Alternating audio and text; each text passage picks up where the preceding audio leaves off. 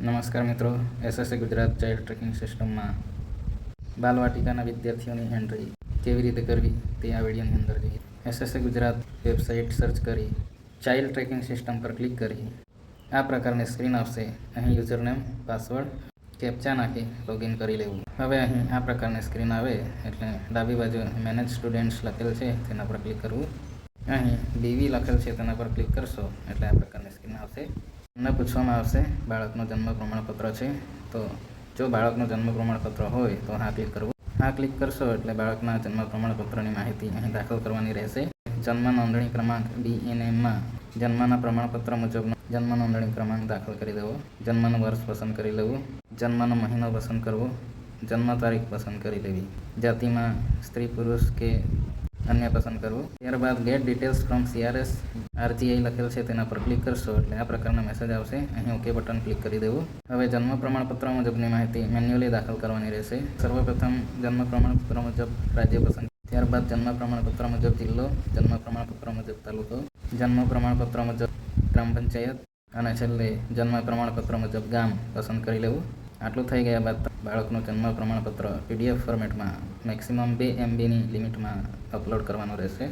ફોલ્ડરમાંથી જન્મ પ્રમાણપત્રનું PDF upload કરી next button click કરવું. જન્મ પ્રમાણપત્ર મુજબની માહિતી અપલોડ થઈ જશે. ત્યારબાદ બાળકની માહિતી દાખલ કરવાની રહેશે. અહીં બાળકનું નામ જન્મ પ્રમાણપત્ર મુજબ લખી લેવું.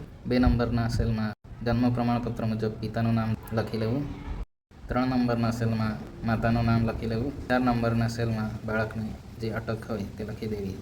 જન્મ તારીખ અહીં ઉપર માહિતી દાખલ કર્યા મુજબ આવી જશે. ત્યારબાદ એડ ન્યૂ સ્ટુડન્ટ પર ક્લિક કરશો એટલે બાળકની વિસ્તૃત વિગત તમારે દાખલ કરવાની રહેશે. અહીં પ્રથમ સેલમાં પ્રવેશ નંબર એટલે કે GR નંબર દાખલ કરી લેવો. ત્યારબાદ રોલ નંબર જે આવતો હોય તે દાખલ કરવો.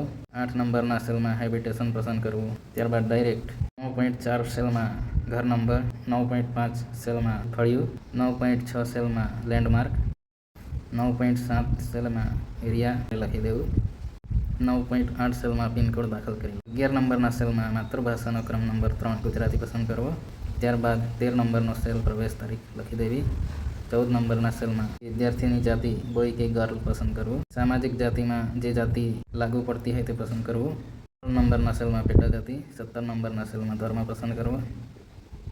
18 નંબરના સેલમાં વિદ્યાર્થીનો આધાર કાર્ડ નંબર એન્ટર કરવો.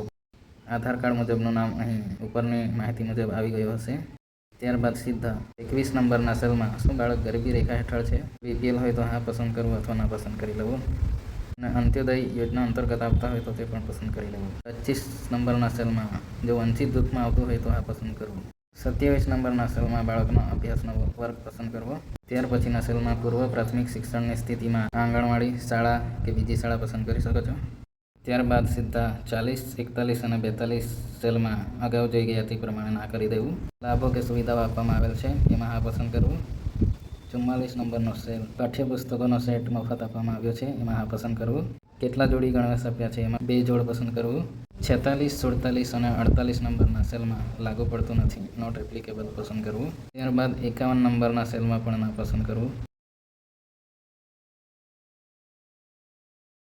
53 નંબરનો સેલ શું બાળક બેઘર છે, લાગુ પડતું નથી, પસંદ કરવું.